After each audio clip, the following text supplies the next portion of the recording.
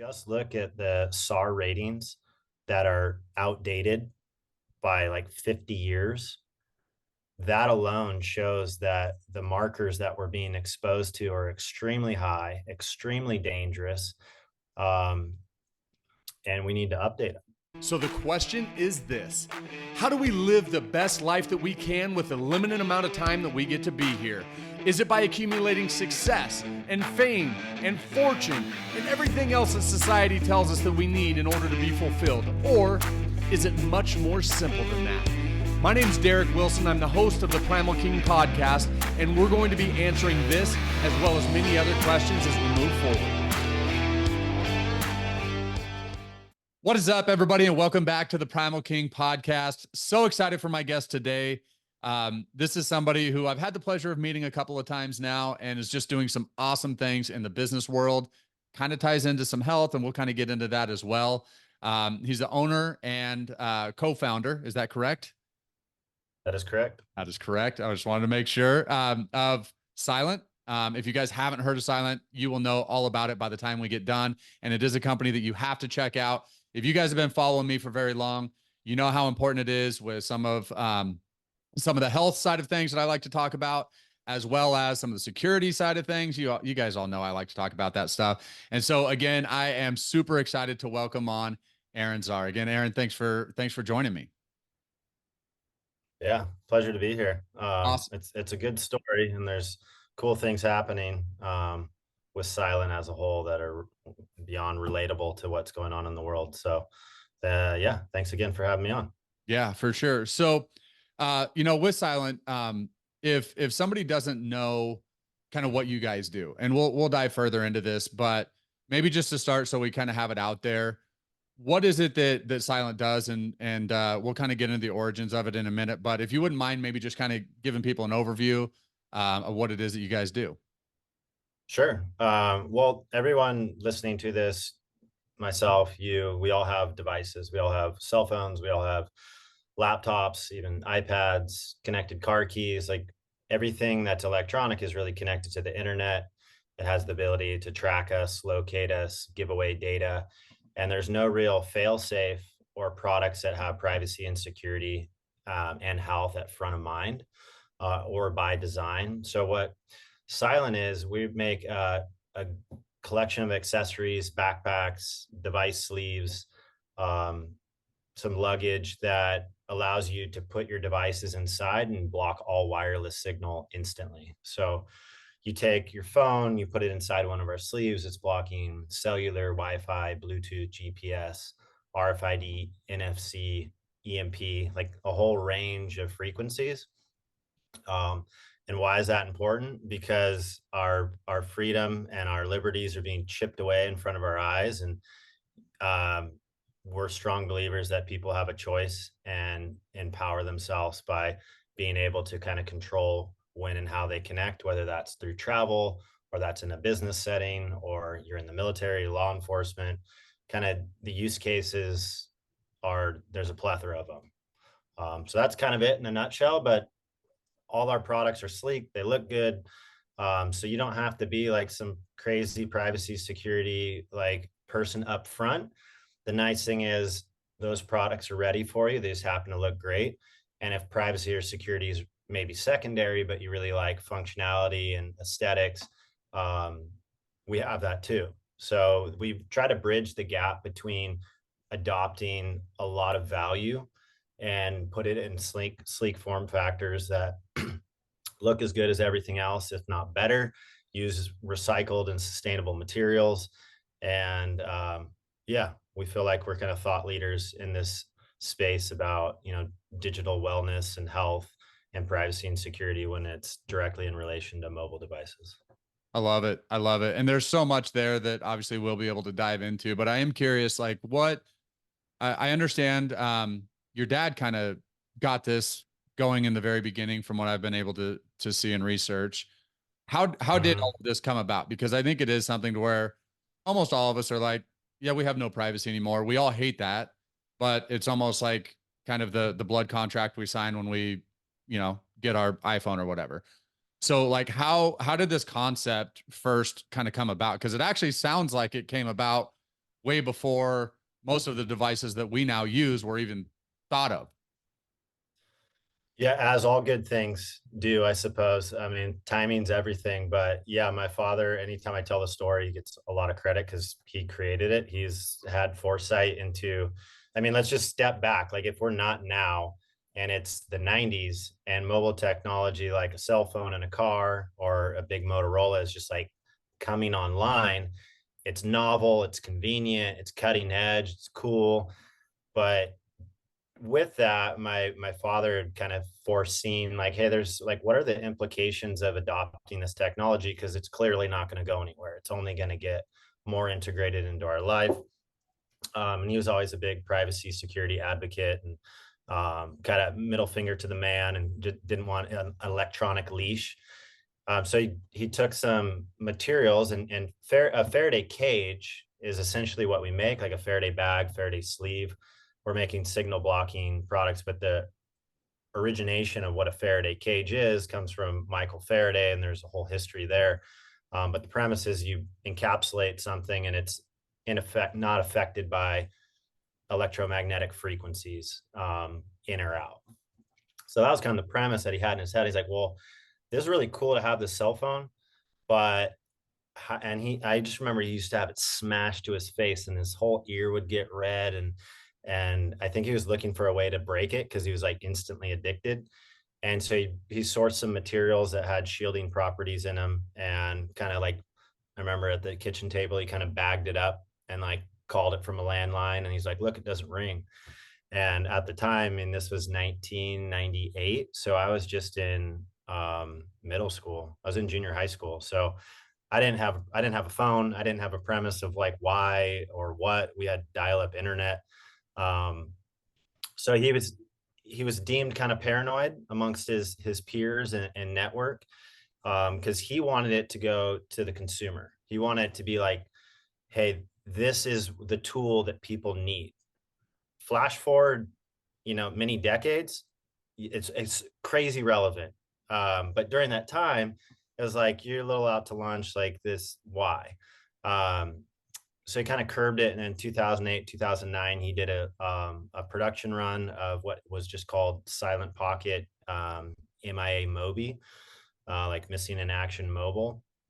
And Silent Pocket was just the technology.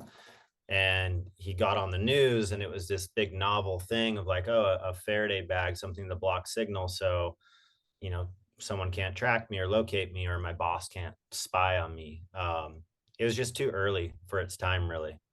um, Although within like military, law enforcement, and other use cases, blocking signal has been going on for a long time, but to adapt it to a commercial market, it just took some time. So I got involved in 2012, and it wasn't much going on. Rebranded it.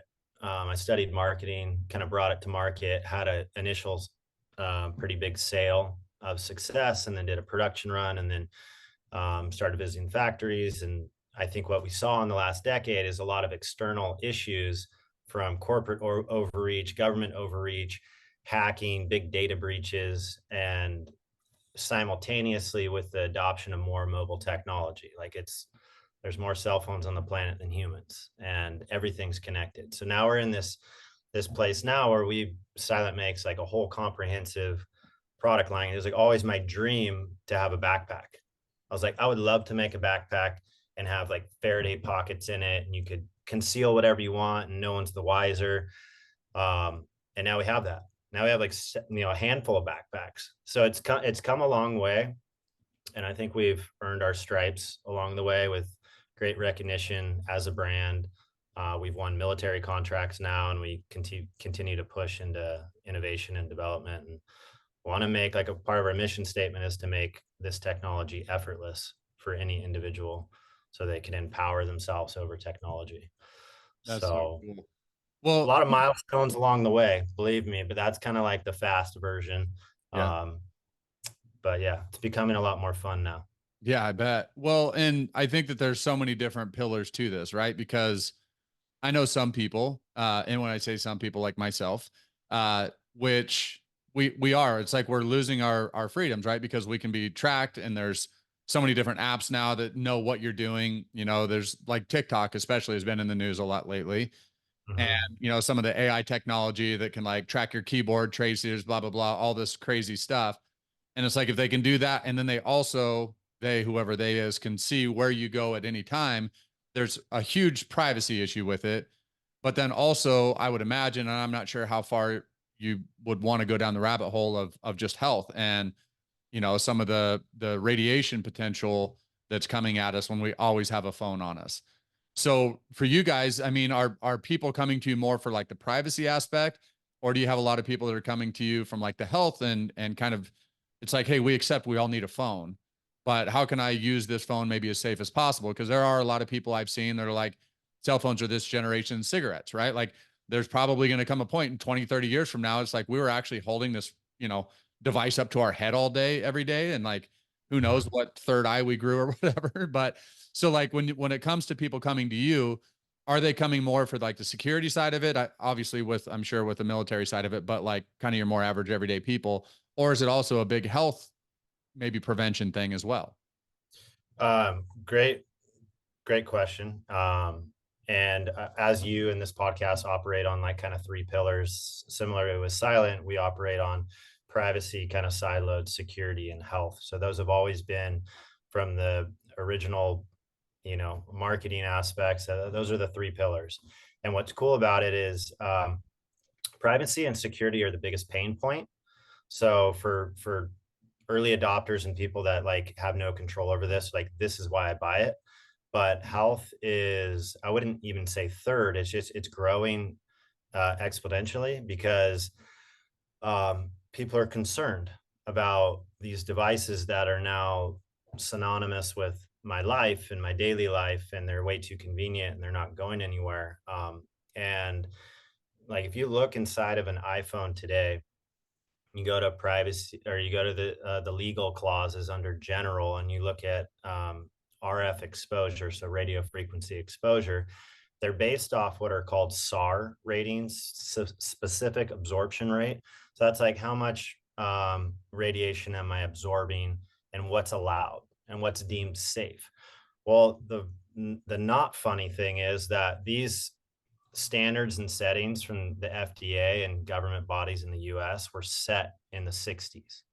So they haven't changed since. And, look what's happened with technology. So um, there's a lot of other countries, even Russia is more progressive than the US, a part of like banning certain phones and and being acknowledging to the fact that these things will cause cancer and cause cell manipulation and issues along the way. And I 100% agree with your statement that this is this generation's cigarette, not only from physical bombardment of radiation, micro cell towers. Like if I was standing right now over a Wi-Fi router, like I would feel extremely uncomfortable. And there's real science now proving all the ailments that come with that.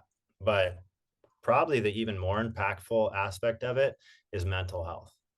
Like if you think about how these devices are designed to hijack us and we are not in control, they are in control of us. Like that's the reality with social media. That's the reality with the way we've shaped. Like look at any park bench in any park. Look, travel. Like we are so consumed with these devices that I think it's really changing. It has, and it's will continue to change who we are. So Silent is a simple tool, and why our team is so fired up because we really have the ability to kind of stop that. And Yeah. it's a wake up call.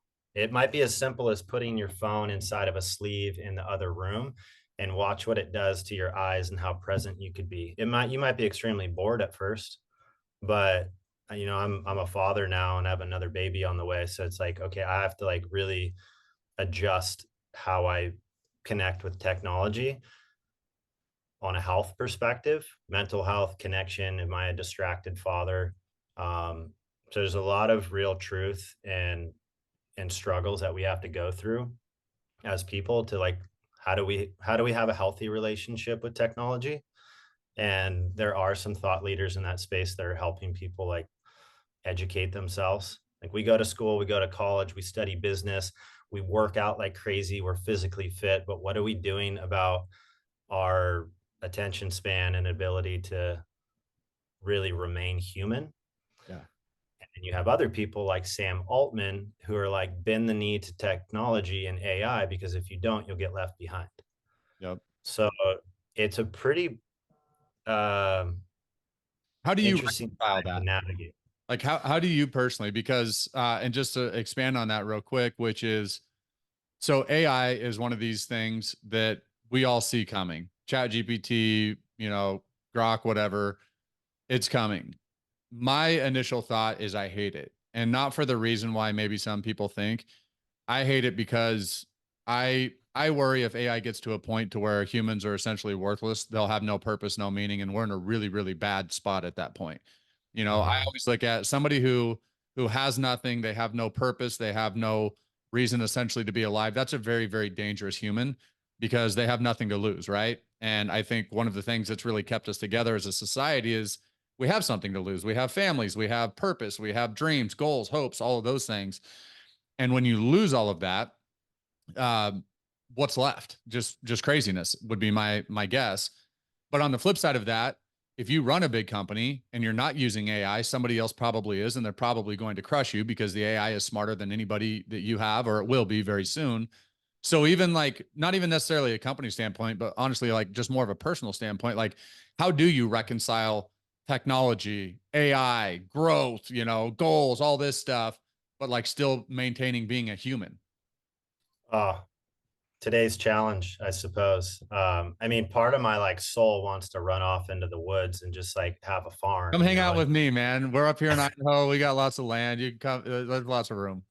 and I think people have that feeling like, oh, I don't want to like lose touch with like putting my feet in the earth and like eating great food, and not being a part of this like hustle. Because you look around the world, there's a lot of different ways to live, and Yep. there's a lot of different ways to raise a family and raise kids. And what we're seeing in Western cultures is, it's fresh, it's new, and all things relative, it's new. Yep. And we think we're the best and we set the standard. It's all like, I think, a bunch of bullshit, to be honest. But how I reconcile that is that I do remain very optimistic about this being the best time to be alive. We could be highly connected, and we're global. We could also utilize tools that make anyone's lives easier. It might eliminate jobs like AI and certain tools, but at the same time, people could develop new skills and um, work remotely, not commute.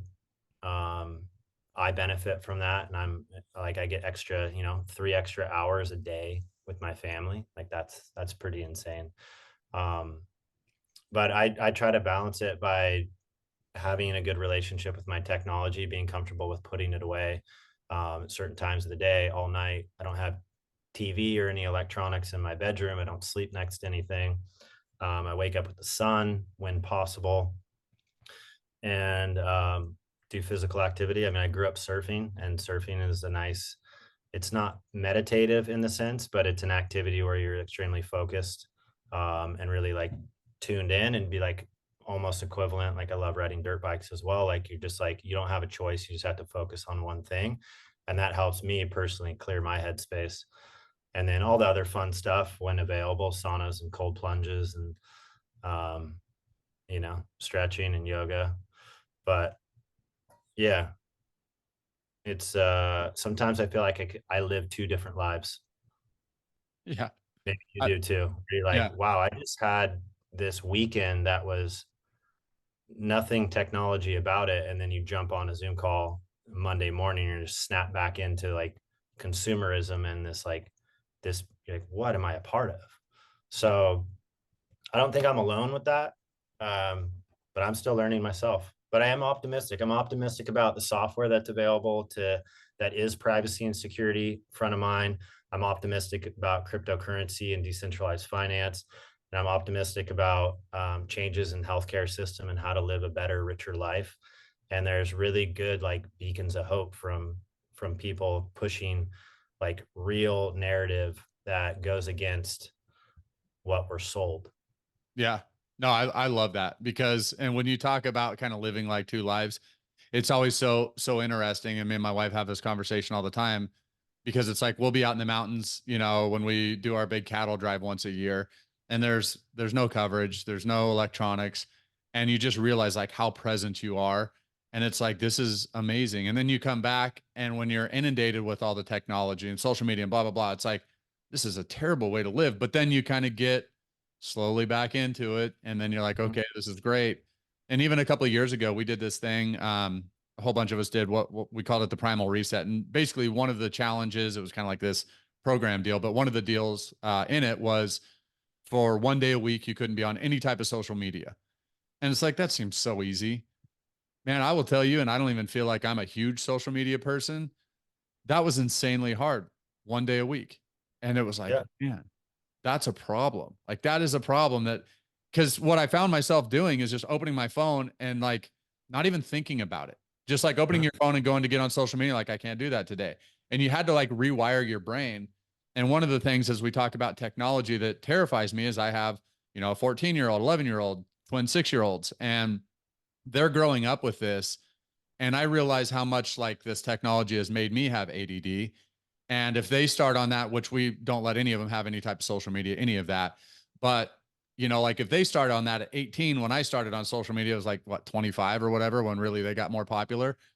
Like I worry about what they'll have to go with. But like you said, ideally there will be more people developing more things that can help maybe combat against that. So no, I think that's a super interesting topic though with that brain space. And I feel like sometimes my ADD has gotten way worse because of social media and like the just the constant feedback loop and everything else. So kind of coming Mhm. back to what you guys are doing though, is this something to where like with your Faraday bag, are people just kind of throwing it in there and just like, I don't even know if anybody's calling me, I'm just stepping away? Or is it more like for traveling, or what do people use like this type of stuff for? There's so many use cases. I mean, I'll rattle off some, but yeah, in the simplest form, people live for thousands of years without being able to pick up a phone or send a text. So it's like, it wasn't that long ago. Like I wasn't alive in the 70s or the 60s, but people would have been awesome to be alive then as well. So I think people's connection to their phones is a problem. No one really, I think, wants to admit that they, like you just mentioned, a day off social media. Why is that hard? Like, because we're not getting drip dopamine and we're not a part of something. Are we like we on the bench and people are still playing? Like, why does it feel like that?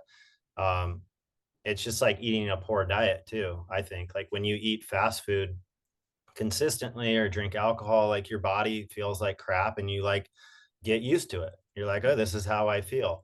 When you eliminate all that and you are clean and active, you're fresh. You're like, oh my God, how was I living like that?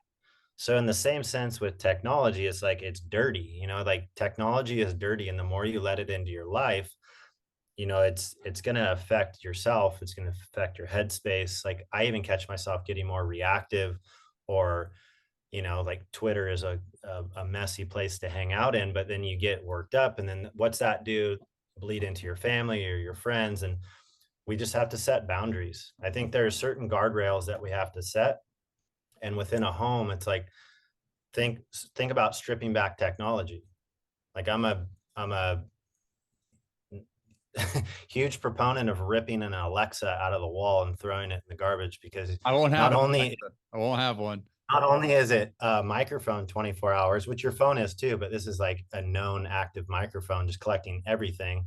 Um, but it also is just it's just creepy. So some people could go down that road, but I think there's a way to utilize tech, balance it out, and be quite mindful. So I honestly completely forgot about what your root question was. I just went on like a little diatribe there. Oh, it's great. It's great. But like around the Alexa, so my mom has one. It's always great. Like, Alexa, play this. And I'm like, Mom, I don't know, man. Maybe like my tinfoil hat just keeps growing and growing and growing. But it's like, do you really want to have something that records literally everything? It's like, oh, well, it only, they'd say, oh, it only listens when you say Alexa. It's like, yeah, that is like the silliest thing you could ever actually believe. Like, if it's not listening, then how does it know you say Alexa? Like Yeah, obviously it's listening to some degree. So, yeah. and Now it's with, oh, what's that? feeding the AI model. Yes, exactly. Exactly. Oh, that's a rabbit hole in itself, but Yeah. I Yeah. digress. Well, how do you talked about like getting on Twitter and some of that, because I find myself like when it comes to social media, I definitely am on Twitter more so than anything else because I feel like a naturally pretty curious person. I'm curious what's going on in the world, what's going on in politics, what's going on, even sports and stuff like that. And kind of like you said, it's really easy to get into that kind of silo, that feedback loop of seeing the information maybe that you want to see for the most part. So when it comes to like, obviously part of the mission behind what you guys are doing is, I would assume, at least to some point, to disconnect. But how do you kind of parse like being informed, knowing what's going on in the world, but yet not consuming it too much? Like, how do you kind of manage that? Because I assume also being, running a company like you are, you probably want to know what's going on in the world because it could impact your business. So like, how do you kind of, yeah, how do you parse those two things? Like knowing what's going on versus being like, the hell with all this stuff. I don't even want to be a part of it. Yeah, I try to think about it as using it as a tool, not having it use me as a tool. If you're intentional with one, if I go on Twitter and I have set the space for myself to do it, and I'm like, all right, for the next half an hour, I'm just going to enjoy Twitter. One, I'm not going to hold any guilt around that. Like, fuck that. Like, don't be guilty if you're going to go on with intention. Cause I love Twitter because it's a great source for news and what's actually going on, different perspectives, and you can kind of balance out like how you think about something. So I'm just mindful of not, because I know the feeling like grabbing your phone, you thumb through it, and all of a sudden you have an app open. You're like, wow, that's just second nature. I'm very mindful of when I pick up my phone. Um, I slip up, of course, but when I pick it up and I look at Twitter or I'm looking at, Instagram, like I have a business on there as well, I'm very interested. But I also now have come to the place where I have a team that handles a lot of this. I was a solo entrepreneur for almost 7 years, and now by no means I'm not, which is great. So I get to like kind of fire myself from certain positions, so I don't have to be as tapped in as I once was, like on the pulse, which mentally makes me feel like, am I off the pulse? Am I a little rusty? But I'm not. I just have to like learn to fire myself from certain responsibilities. So my interest mainly with, you know, gathering news is for my personal interests and then how it relates to silent and what's actually happening in the world. And I just go in intentionally. I'm like, all right, I'm going to absorb this and I'm going to learn. Like maybe it's just one video that I watch for half an hour, but it's got to be educational. Like you can only look at people falling on ice and downstairs so many times, like you get trapped up in that stuff, which Oh, is that's some of like my favorite stuff. You start getting into like the Instagram reels and it's like, oh my gosh, I can't believe I've been sitting here watching these stupid things for a well, half hour. that's the thing. I mean, just maybe set a timer because you don't. That's the way it's supposed to go. They're like, yes, it's working. Like they're like behind the scenes, like amazing. You know, Derek just mindlessly was on for 3 hours scrolling. Like Yeah. so, And it's I frustrating. Then I get mad at myself because it's like I just wasted 30 minutes of my life. I got no yeah. Then value. you hold guilt. Yeah. You have no value. You don't feel better when you come out of it. Like I've never met anyone that was like, "Oh, I just spent 2 hours on Instagram. I feel so good." It's Yeah. like, no, you just absorbed other people's lives and had them influence wherever your current state was. We did, and it's still on our website. We did a digital detox program, and it was a week of leading up to how to disconnect from your phone for 24 hours. I suggest people go check it out. It's extremely hard, but it's so rewarding. Like it's insane. Like you going somewhere, print a map. Remember that? Like tell your closest family that you're gonna be offline. Um, like let the people know that need to know if you're like a very active communicator, and then see what happens. It's like no screens, no technology. It's like boredom creeps in, and then you read a book. You're like, that was the most vivid movie I ever watched, but I was reading. Yeah. So So you're probably, I assume based on what you're saying earlier, like mid 30s. So maybe it was even like, I don't know, maybe it was even like before your time when all this happened, but I remember my first business. I started when I was 21 and it was a rain gutter installation business. So I'd go around putting rain gutters on people's houses. And you would literally like at that point, it was a huge deal when you could get onto MapQuest on the internet and print out actual step-by-step directions. Like Yeah, that was a huge deal because it was like, oh my gosh, it'll actually tell you how to get there. You don't have to find it on a map and then figure out which is the best yeah. route. Game And changer. yeah, oh, it was crazy. And then obviously now you just put everything in your phone and then you start realizing I don't know anybody's phone numbers anymore. I don't know how to get anywhere anymore because I'm literally looking at my phone. I'm not looking at landmarks. I'm not looking at streets. It's just like turn here, turn there. So it is like super fascinating to see how we've been kind of trained to utilize these tools. And I don't know, like I know some people are like, oh, they're making us dumber. I don't know if they're making us dumber or not. Maybe they are. But you do start realizing how dependent we are on all of these Mhm. devices that we have now. Because as soon as you do take it away, like I couldn't tell you the last time outside of when we are like up in the mountains, maybe moving cows, stuff like that. But even then, you're taking pictures a lot of times with your phone. It's like, I don't even remember, and this is probably a terrible thing to say, like, it's been probably 15 years since I went a full day without having my phone somewhere near me. How crazy is that? Yeah, that's a bit of a wake up call. That's Yeah. now that you even put it out into the ether, it's like it's pretty crazy to think about that. Yeah. Um, and most males, carry it in their pocket, their back pocket, and um, yeah, pretty nuts. But Have you guys done a lot of like any deep dives? And I know when you start getting into like medical stuff, like it can be pretty tough because there's conflicting and having to back up claims, all of that. But have you guys got into a lot of like the health ramifications, not just the mental health, because I feel like we've talked about that, but actually what that radiation is doing to us? Like, have you guys done any of that type of research or monitored any of that to see what, is it actually at one point I heard that, and again, I just heard this, I have no idea if it's true or not, but a lot of people carrying cell phones in their front pocket, testicular cancer was going up or something like some of those types of correlations. Like, have you guys dove much into like the actual physical harm that some of these devices are causing us?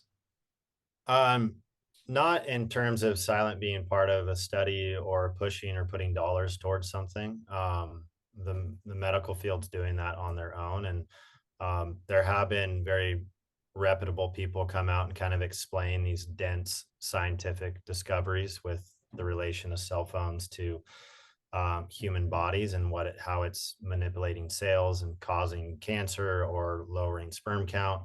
I mean, Andrew Huberman came out not that long ago and kind of explained.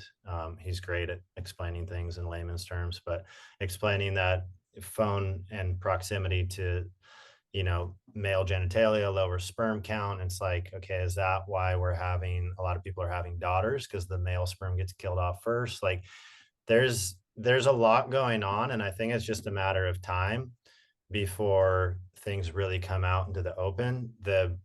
The inherent problem that I see right now with EMF cell phone radiation is that it's kind of stuck. Like our products actually block EMF radiation. Like they shut it down. Like they're not nothing's coming out. It's cold hard science. We have testing with that.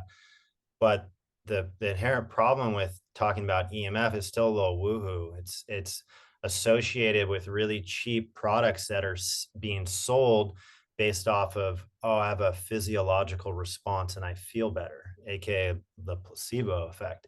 Yep. And people are selling little pendants and people selling rocks and people are selling stickers that you put on your phone and it just neutralizes your environment, and it's all BS. And so as real science comes out, um, Silent's very excited about launching more products that are EMF intentional for that space, and we are, and we have great blog articles that really compound on the science and what's happening. But if you just look at the SAR ratings that are outdated by like 50 years, that alone shows that the markers that we're being exposed to are extremely high, extremely dangerous, um, and we need to update them. Well, and you So, would think too, like, I guess I don't know, I haven't seen the study, but even with that rating, it like, did they expect people to have that much all the time? no You way. know what I mean? Like, it's like, Um, okay, maybe that amount won't hurt you if you're exposed to it for 10 minutes while you're driving through an old nuclear testing site or whatever it may be, right? But if you have that amount literally in your pocket or next to you 24 hours a day, like that prolonged exposure, you would have to think would be even worse. I guess I don't know. I'm not a doctor, but it would seem to make logical sense to me that it would be way worse. Way worse. And you have to follow the money too. Like just like with big pharma and all these lies were being sold, and I'm not sure on your stances on vaccines and all that, but I I'm see a pure blood, man. I'm a pure blood. We'll just put it that I way. I see a smirk on your face.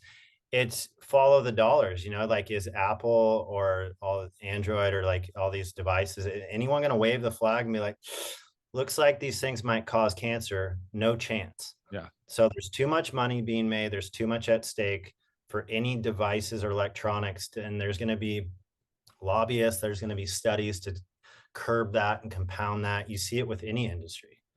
You see it with you see it Food. with you see it with milk, Yeah. food, like any commodity or industry is going to have like both sides arguing, and that's perfect. They're like, cool, let's keep it just confusing. Let's stir the pot. No, and life will go on as normal, and we'll just keep buying every iPhone that comes out every single year, and we'll just nod our head and do as everyone says we should. Well, I It's think like one of the coolest things about COVID, and this is probably another rabbit hole, I guess, but one of the cool things I feel like that happened during that period of time, amongst a whole bunch of, in my opinion, really terrible things, was that it made a lot of normal people either wake up or kind of realize maybe there's just no saving those people despite what evidence or what comes out. But that's where I become hopeful with some of the technological side of things and some of kind of you're talking about some of the big money, some of the big pharma, all of that, is that I feel like it at least has made people a little bit more skeptical.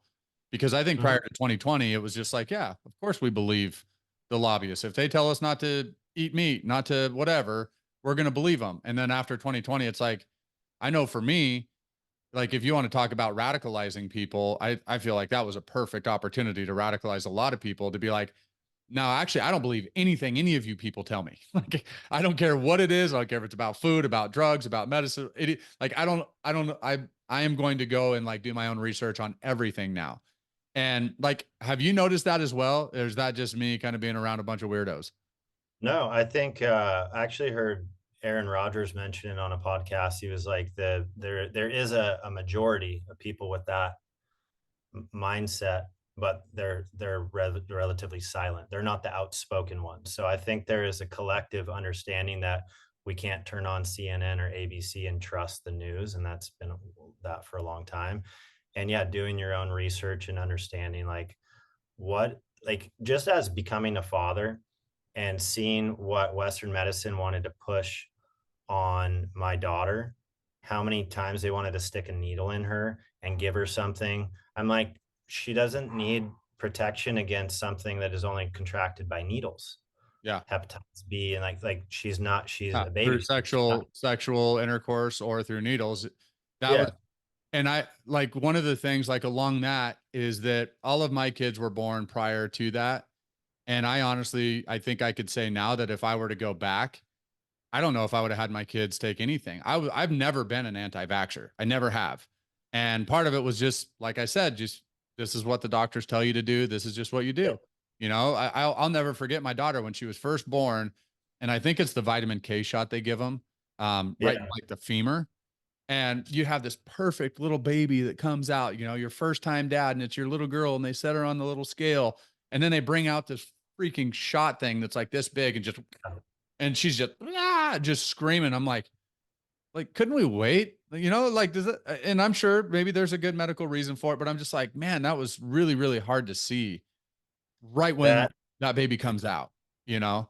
we didn't do any of that. The vitamin K one was something that our midwife was like, listen, if there's like it's a struggling birth and there's potential cause for like internal bleeding or some sort of issue, like it makes sense. But if not, like no way. So, Yeah. but the funny thing is, doctors will make you feel bad and guilty that you're harming your kid.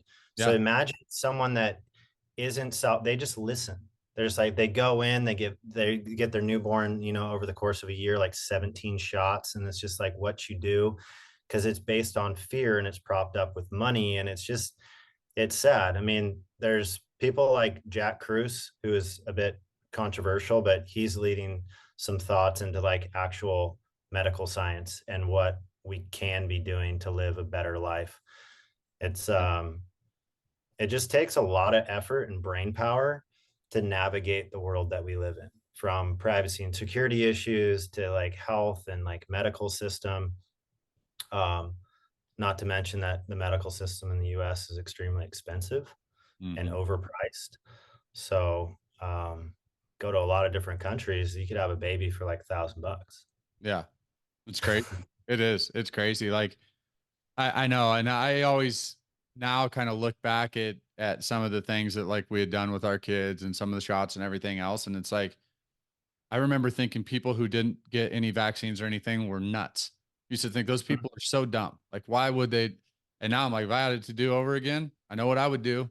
And I even remember like through the whole COVID, like with some of the vaccine stuff there, um, like people coming out, and I've talked about it on the podcast before a little bit, but just being like, you're putting yourself in danger, you're putting your family in danger, like people just coming at me. And because I put some of my opinions out there, and obviously with the podcast you're going to get whatever, but it Sure. was like I remember at one point being like, am I? Because I don't feel like I'm an evil narcissistic person that has all the answers. I mean, I at least hope I'm not. But there was a point to where it's like this is getting so crazy. Like, am I living in the twilight zone, and I'm the only one that's seeing all of this like coercion and this just crazy stuff going on, and people being like, we'll give you a free hamburger if you get one. And I'm sitting there like, All right. Or a donut. yeah, or a donut. And it's like I come from a sales background, like back in my ClickFunnels days and everything else. And like that was all how you sold stuff, right? Like I wouldn't say manipulate, but it was always like you would, if you could invoke enough fear into somebody, you could make them buy anything. And it was like, I feel like I'm being sold on, like fear-based selling is what's coming at me. And I see right through it. But then when it just kept going, and, people that were fairly close to me being like, you're putting your family in danger type of stuff, then it's like, am I, like, am I crazy? Am I not actually following the science, like they always like to say. And now I'm just like, thank God, I stood strong to what I thought, because there was a time where it was like I felt like it was so close to being like, just maybe that's what I should do. Maybe that's what, maybe that's what the science does say. But I mean, I'll tell you, there's not been a single day I've regretted that. Yeah, good call. Yeah, we went through the same process as just my wife at the time, but a lot of social pressure, a lot of fear. You have to think about who are these other, your peers and friends, like who are their influences. A lot of it's family. You get pressured. It's like, yeah, I mean, I don't think I lost any friends through that, but I'm glad we held strong. And there's too many cases and issues that are known now, that are really tragic and sad. And like you add up the numbers, which I've collected some information from different podcasts and studies, and it's alarming. Yeah. It's extremely alarming. And it hasn't changed. It's still being pushed on kids. Kids don't need to get it. Like No way. No way. It's leave the kids alone. yeah, it's insane. I mean, the data on that was clear right away as well, which was driving me nuts. Like who was susceptible to it and who wasn't, and the fact that it was getting pushed toward kids. It's like there's literally no data that backs that up. Mhm. There's only fear. There's Yeah. only fear. Oh, your kid's gonna get it and go and kill grandma. Like that was the fear that was behind it. There was no data. There was no. I mean, for the most part, like no kids were dying. They weren't even like it went through our house, and I don't even think our kids had a runny nose. Like it was Mhm. just no big deal. But yeah, so I know we're getting kind of close to the end of our time. Um, One thing I'm curious about, just like if somebody does want to, check out what you guys have going on with some of the bags, the Faraday bags, or obviously a lot of people that are listening to this are probably more your consumer, maybe not military buyers and stuff, which I know you guys work with, but where would they go to find it? What maybe, like for a guy like me, let's say I'm just like, hey, I need something to put this in maybe at night, maybe put our phones in or whatever to keep from all this crazy stuff bouncing off me through me. Like what would be kind of the starting point for someone like me? Sure. I mean, our website, slnt.com, so pronounce it silent, slnt.com is the place to go for all products and knowledge. We have an insight section with great videos and great blog posts. And if someone's listening to this and I've piqued their interest, or this conversation's piqued their interest about their association with technology, let's just call it your phone, your laptop, um, then there's a little thread there that you should keep pulling and understand what's really happening underneath the surface, because it can be pretty alarming. And we don't market and sell based on fear. We lead with education. We're factual, and but we want people to kind of wake up. Like, we don't want people to remain like sheep and just kind of like keep going. Like let your wolf come out. Like, have ownership over yourself. So Can we I really ask you want a to quick empower. question too that I wanted to hit earlier? Is there Yeah. is there any, as we're on this part of it, is there like turning your phone to airplane mode? Does that protect you Oh, against all of that type of stuff then? great question. So turning your air on airplane mode is, you're not taking the power source out of your phone. You're not unplugging it. There's no battery being removed. So you're relying on software to tell you that this is all off. GPS is still active. Radios in your phone are still active. So it's what I'd call a soft switch, not a hard switch. And then turning your phone off, like say you have the latest iPhone, turning it off, like now Apple has announced like it's still findable. So they reserve enough battery for your phone to be located. So it's really, you're not in control of when this thing is off, and off is just a loose term now. It's more dormant. Um, but that's a big one. If you go to like the tip of the spear and you think about the use case for like military or agencies, or like we exhibit at DEF CON, like a great hacking convention, which has been going on for 31 years. Like, you get kind of the tip of the spear of people that are on the cutting edge of what can be done to phones. It's so alarming. It'll rip your face off. Like, it is like, What's the most alarming thing like that you're aware of? probably the one that affects everyone is just your direct cell phone number in the hands of the wrong person could decimate your life.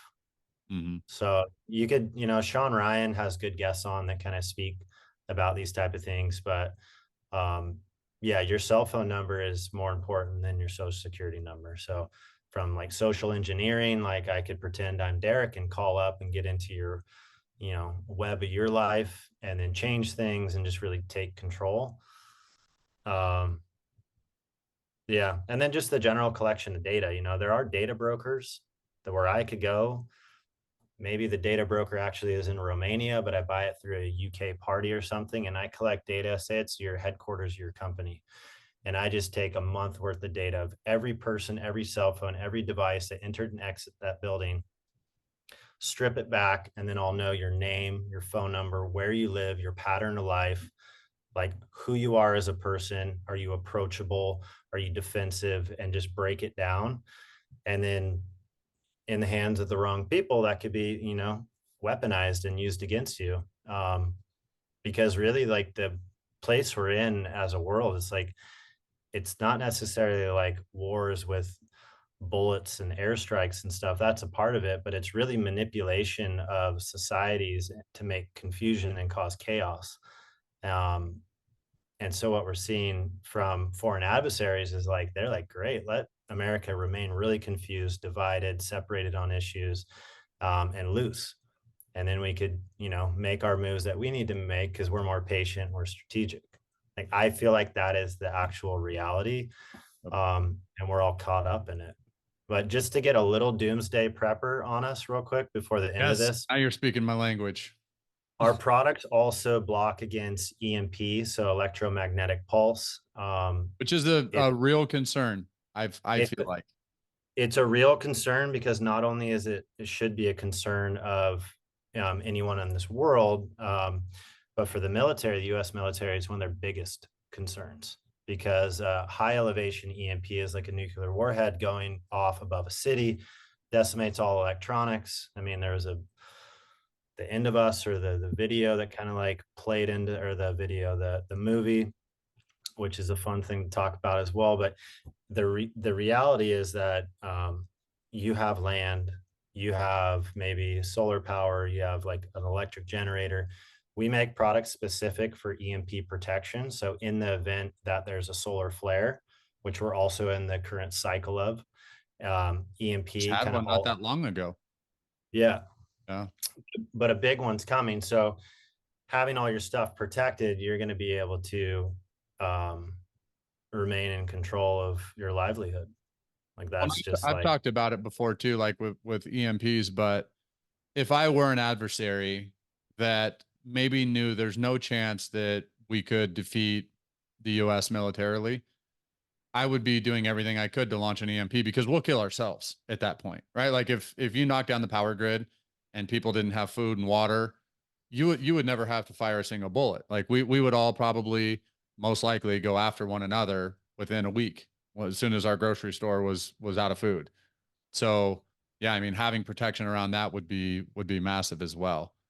Man, that's some yeah. good stuff. So are you still like innovating then, I assume, probably still building out more and more different types of products? Are you kind of set with your product line and you feel like you have most of it covered, or what's kind of the next steps for you as a company before we wrap it up here? Yeah, so we have quite a few products being launched this year that have been in development for a few years. It's called the Essentials Collection. So different like form factors, really cool products that look clean and sleek, and no one really knows what they are, but they got a ton of pack features, including blocking signal. Those launch in about a month and a half, so you can stay tuned for that. And then behind the scenes, we're quite innovative. You know, we just won another patent. We have a handful of them, and we keep pushing. And we won some military contracts, which is great because it allows us to really lean into that use case, like and signal management for the military and operators that are in threat of drones tracking them and killing them. Like that's the reality. Um, so we're developing some pretty cutting edge new technology and form factors with signal blocking and other features that some of it will probably become available to general consumers. And then, yeah, I mean, we've showcased a jacket that we've created with an integrated Faraday sleeve at several trade shows, and we're going to be launching that this year. So just trying to make things effortless for people. Like, how can you adopt this technology and not make it cumbersome and make it easy? Well, if you check out SLNT.com, you could see all of our current products. You could sign up for our email and get like the exclusive inside look on what's coming. And yeah, we're quite collaborative as a company as well. And we have some collaborations coming out with other like-minded brands. And we just want to adapt and integrate this technology in what we call silent pocket um, into anything that enhances life. Like, how can we give you more peace of mind and more security, more health benefits to live a rich, healthy life? It's like Man, I love it's it. all there. It's all there. You have to do a lot of homework. You gotta be a critical thinker these days. Yep. Um, but I guess that's the fun challenge that we have ahead of us. I love it. I love what you guys are doing. I love what you stand for. Make sure you guys go out there, check out silentslnt.com. Give those guys a follow on Instagram at go SLNT. So you guys gotta go and check that out as well. All right. So last question. Obviously, we've been able to talk about kind of like your mindset coming into this. Obviously, kind of lifestyle. Like I think everybody's got a good picture of where you sit. Obviously, you and I are aligned on a lot of this. Last Mhm. thing is kind of in the pillars here is the legacy side of this. So obviously you're a young guy, you've already done a lot, you guys are making big noise, big moves, with security, with health, with all of this stuff. But maybe if we were to fast forward to the end of your life, Aaron, and your old man sitting on the rocking chair, whatever it is, when you look back, like what do you feel like after everything you've done, everything you will do, you would hope that your legacy would be at that point? Mm, big question. Um, I'm definitely doing my life's work right now. I feel that I'm honored and grateful to be a part of something that is a for-profit business, but really is impactful. Like, we're not just selling backpacks; we're selling backpacks that enhance privacy and security. So, and health.